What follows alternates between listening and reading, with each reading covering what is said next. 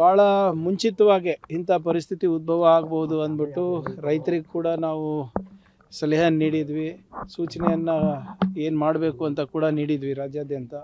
ಅದಲ್ಲದೆ ನಮ್ಮ ಉಪಮುಖ್ಯಮಂತ್ರಿಗಳು, ಕಂದಾಯ ಸಚಿವರು ಕೂಡ ಕೇಂದ್ರ ಸರ್ಕಾರಕ್ಕೆ ಬರೆದು ಮನವಿ ಮಾಡಿಕೊಂಡಿದ್ದಾರೆ, ನಮಗೆ ಯಾವ ರೀತಿ ಬರ ಪರಿಸ್ಥಿತಿ ಬರ್ಬೋದು ಅಂದ್ಬಿಟ್ಟು.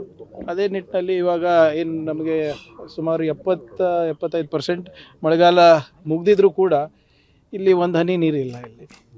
ಸೊ ಆದ್ದರಿಂದ ಇವತ್ತು ನಾವಾಗಿರ್ಬೋದು ಮತ್ತು ನಮ್ಮ ಬಸವರಾಜ ಮತ್ತಿಮೂಡವರು ಅವ್ರ ಕಾನ್ಸ್ಟಿಟ್ಯೂಯೆನ್ಸಿನಲ್ಲಿ ಒಂದೆರಡು ಕಡೆ ವೀಕ್ಷಣೆಯನ್ನು ಮಾಡ್ತಾಯಿದ್ದೀವಿ. ಇಲ್ಲಿ ತಾವು ನೋಡಿದ್ರೂ ಗೊತ್ತಾಗ್ತದೆ, ಇದು ಸಂಪೂರ್ಣವಾಗಿ ಉದ್ದು, ಹೆಸರು ಮತ್ತು ತೊಗರಿಗೂ ಕೂಡ ಯಾವುದೇ ರೀತಿಯಾಗಿ ಅದ್ರ ಬೆಳವಣಿಗೆ ಆಗಿಲ್ಲ. ಸೊ ಈ ಸರಿ ಇಳುವರಿ ಅಷ್ಟೇ ತೊಂದರೆ ಆಗೋದಿಲ್ಲ, ಕುಡಿಯೋ ನೀರು, ಮೇವು ಕೂಡ ತೊಂದರೆ ಆಗ್ಬೋದು. ಸೊ ಅದರಿಂದ ನಮ್ಮ ಸರ್ಕಾರ ಈಗಾಗಲೇ ಎಲ್ಲ ಸಚಿವರಿಗೂ ಕೂಡ ಜಿಲ್ಲೆ ಪ್ರವಾಸ ಮಾಡಿ ಸಭೆಗಳು ಮಾಡಿ, ನಾಳೆ ಕ್ಯಾಬಿನೆಟ್ ಏನಿದೆ, ನಾಡಿದ್ದು ಕ್ಯಾಬಿನೆಟ್ ಇದೆ, ಅದರಲ್ಲಿ ಒಂದು ವರದಿ ಸಲ್ಲಿಸಬೇಕು ಅಂತಲೂ ಕೂಡ ಮಾನ್ಯ ಮುಖ್ಯಮಂತ್ರಿಗಳು ಹೇಳಿದ್ದಾರೆ. ಅಲ್ಲಿ ಚರ್ಚೆ ಆಗಿ ಮುಂದೆ ಯಾವ ರೀತಿ ನಾವು ಕ್ರಮವನ್ನು ವಹಿಸ್ಕೋಬೋದು ಅಂತ ನಾವು ಒಂದು ತೀರ್ಮಾನಕ್ಕೆ ಬರ್ತೀವಿ. ನೋಡಿ ಇಲ್ಲ ನೋಡಿ, ಹಿಂದೆ ನಮ್ಮ ಜಿಲ್ಲೆಯಲ್ಲಿ ಇಡೀ ದೇಶದಲ್ಲೇ 2ನೇ ಹೆಚ್ಚು ಪರಿಹಾರ ಸಿಕ್ಕಿದೆ ಇಡೀ ಇಂಡಿಯಾನಲ್ಲಿ, ಕರ್ನಾಟಕಕ್ಕೆ. ಅದರಲ್ಲೂ ಕೂಡ ನಮ್ಮ ಜಿಲ್ಲೆಯಲ್ಲಿ ಸುಮಾರು 650 ಕೋಟಿಗಿಂತ ಹೆಚ್ಚು ಪರಿಹಾರ ಇತಿಹಾಸದಲ್ಲಿ ಮೊದಲನೇ ಬಾರಿ ಬಂದಿದ್ದು. ಹಿಂದೆ ಏನು ಹೋದ ಬಾರಿ ನಾವು ಭಾಳ ನಮ್ಮ ಅಗ್ರಿಕಲ್ಚರ್ ಆಫೀಸರ್ಸ್ ಇರ್ಬೋದು, ಹಾರ್ಟಿಕಲ್ಚರ್ ಆಫೀಸರ್ಸ್ ಇರ್ಬೋದು, ಬೇರೆ ಮಟ್ಟಕ್ಕೆ ಹೋಗಿ ನೋಂದಣಿ ಮಾಡಿಸಿದ್ರು. ಅದೇ ನಿಟ್ಟಿನಲ್ಲಿ ಈ ಸರಿನೂ ಕೂಡ ಅದಕ್ಕೆ ಭಾಳ ವಿಶೇಷವಾದಂಥ ಒತ್ತನ್ನು ಕೊಟ್ಟು ಇವತ್ತು ನಮ್ಮಲ್ಲಿ ಸುಮಾರು 4.5 ಲಕ್ಷ ರೈತರು ಇವತ್ತು ರಿಜಿಸ್ಟ್ರೇಷನ್ ಆಗಿದ್ದಾರೆ. ಸೊ ನಾವು ಏನಿದೆ ಪರಿಹಾರ ಏನಿದ್ರೂ ಕೂಡ ಕೇಂದ್ರ ಸರ್ಕಾರದ ನಿಯಮಾವಳಿ ಕೊಡಬೇಕಾಗ್ತದೆ, ಅದಕ್ಕೆ ನಾವು ಬದ್ಧರಾಗಿದ್ದೇವೆ. ಸೊ ಇದರಲ್ಲಿ NDRF ವಿ ಹ್ಯಾವ್ ನೋಡಿ, ನಾವು ಇವಾಗಿಂದ ಅಲ್ಲ, ಇದು ಸದನದಲ್ಲಿ ರಾಹುಲ್ ಗಾಂಧಿ ಅವರು ಇರ್ಬೋದು, ಖರ್ಗೆ ಸಾಹೇಬ್ರು ಇರ್ಬೋದು, ಭಾಳ ಸರಿ ಪ್ರಸ್ತಾಪ ಮಾಡಿದ್ದಾರೆ. ನೀವು ಬರ ಘೋಷಣೆ ಮಾಡಿ ಅಂತ ಎಲ್ಲರೂ ಹೇಳ್ತಾ ಇದ್ದಾರೆ. ಆದರೆ ಮಾಡಲಿಕ್ಕೆ ಡ್ರಾಟ್ ಮ್ಯಾನ್ಯುವಲ್ ಪ್ರಕಾರನೇ ಮಾಡಬೇಕು. ಈಗ 2016ರಲ್ಲಿ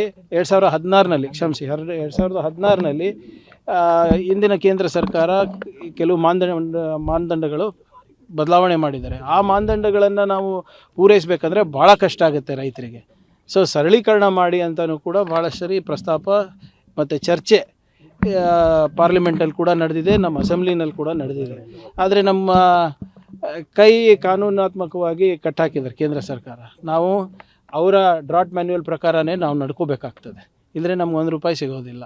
ಆಮೇಲೆ ಹೋದ ಬಾರಿ ತಮ್ಗೆ ಗೊತ್ತಿರೋ ಹಾಗೆ ಪರಿಹಾರದಲ್ಲೂ ಕೂಡ ಸ್ವಲ್ಪ ವಿಳಂಬ ಮಾಡೋದಕ್ಕೆ ನಾವು ಕೋರ್ಟಿಗೆ ಹೋಗಬೇಕಾಗಿತ್ತು. ಸುಪ್ರೀಂ ಕೋರ್ಟು ಛೀಮಾರಿ ಹಾಕಿದ ಮೇಲೆ ನಮಗೆ ಪರಿಹಾರ ಬಂತು. ಸೊ ಅದಕ್ಕೆ ನಾವು ಹಿಂದಿನ 1-2 ವರ್ಷದಲ್ಲಿ ಏನೇನು ಪಾಠಗಳನ್ನು ಕಲ್ತಿದ್ದೇವೆ, ಬರ ನಿರ್ವಹಣೆ ಇರ್ಬೋದು, ಅತಿವೃಷ್ಟಿದಿರ್ಬೋದು, ಅದನ್ನು ನಾವು ಮುಂಜಾಗ್ರತವಾಗಿ ಈಗಾಗಲೇ ನಮ್ಮ ಸರ್ಕಾರದಿಂದ ಮಾಡಲಿಕ್ಕೆ ಪ್ರಾರಂಭ ಮಾಡಿದ್ದೇವೆ. ಈಗ ಕಳೆದ ವರ್ಷದ ಬೆಳೆ ವಿಮೆ ಪರಿಹಾರನೇ ಬಂದಿಲ್ಲ, ಚರಂಡಿ ಕಂತಿದ್ದು ಇಲ್ಲ ಆಲ್ಮೋಸ್ಟ್ ತಾರತಮ್ಯ ಇಲ್ಲ ನೋಡಿ, ಸಮಾನವಾಗಿ ಯಾರಿಗೂ ಸಿಗೋದಿಲ್ಲ. ಈಗ ನೀವು 5 ಎಕರೆ ಹಾಕಿದ್ದೀರಾ, ನಿಮ್ಮ ಇಳುವರಿ ಜಾಸ್ತಿ ಇರ್ಬೋದು, ನಾನು 5 ಎಕರೆ ಹಾಕಿದ್ದೀನಿ, ನನ್ನ ಇಳುವರಿ ಕಮ್ಮಿ ಇರ್ಬೋದು. ಅದ್ರ ಪ್ರಕಾರ ನೋಡಿ, ಕ್ರಾಪ್ ಕಟಿಂಗ್ ಎಕ್ಸ್ಪೆರಿಮೆಂಟ್ ಇರ್ಬೋದು, ಬೇರೆ ಯಾವುದೇ ಏನು ಇದಕ್ಕೆ ಮಾನದಂಡಗಳಿದೆ, ಅದು ಪಬ್ಲಿಕ್ ಮುಂದೆನೇ ಆಗುತ್ತೆ. ಯಾರು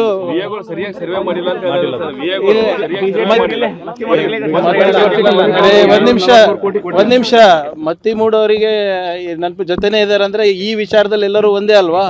650 ಕೋಟಿ ಹೆಂಗ್ ಬಂತು ಮತ್ತೆ ನಮ್ಮ ಜಿಲ್ಲೆಗೆ?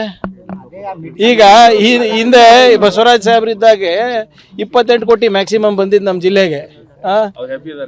ಹ್ಯಾಪಿ ಅಂತಲ್ಲ ನೋಡಿ, ಏನಿದ್ರು ಕೂಡ we have to do as per ಗೈಡ್ಲೈನ್ಸಲ್ಲಿ ಗೈಡ್ಲೈನ್ಸನ್ನು ನಾವು ಅನುಷ್ಠಾನಕ್ಕೆ ತರಬೇಕಾದ್ರೆ VA ಇರ್ಬೋದು, ನಮ್ಮ ಅಧಿಕಾರಿಗಳಿರ್ಬೋದು, ಅವರು ಪಬ್ಲಿಕ್ನಲ್ಲೇ ಮಾಡ್ತಾರೆ. ಕ್ರಾಪ್ ಕಟಿಂಗ್ ಎಕ್ಸ್ಪೆರಿಮೆಂಟ್ ಯಾವುದೂ ಕೂಡ ಕದ್ದಿ ಮುಚ್ಚಿ ಮಾಡೋದಲ್ಲ, ಪಬ್ಲಿಕ್ನಲ್ಲೇ ಇರ್ತದೆ, ರೈತರ ಮುಂದೆನೇ ಆಗ್ತದೆ. ಅಂಥವೇನಾದರೂ ಲೋಪಗಳಿದೆ, ಅದು ಗಮನಕ್ಕೆ ಬಂದರೆ ಖಂಡಿತವಾಗೂ ಅದನ್ನು ಮಾಡ್ತಾರೆ. ಅದು ಯಾವುದಾದ್ರು ಇದ್ರೆ ಗಮನಕ್ಕೆ, ನನ್ನ ಪ್ರಕಾರ ಒಂದು 20% ಪಂಚಾಯತ್ನಲ್ಲಿ ಈ ಸಮಸ್ಯೆಗಳು ಬರ್ತಾ ಇದೆ. ಅದು ಯಾಕೆ ಬರ್ತಾ ಇದೆ ಅಂತ ನಾವು ಪರಿಶೀಲನೆ ಮಾಡಿದಾಗ ಕೆಲವು ಕಡೆ ನಮ್ಮ ರೈತರು ಕೂಡ ಏನೋ ಸಹಕಾರ ನೀಡಿಲ್ಲ, ಇವರು ಕೂಡ ನಮ್ಮ ಅಧಿಕಾರಿಗಳದ್ದು ಬೇಜವಾಬ್ದಾರಿತನ ಇದೆ ಅಂತ ಗೊತ್ತಿದೆ. But whatever it is, we will try to sort it out.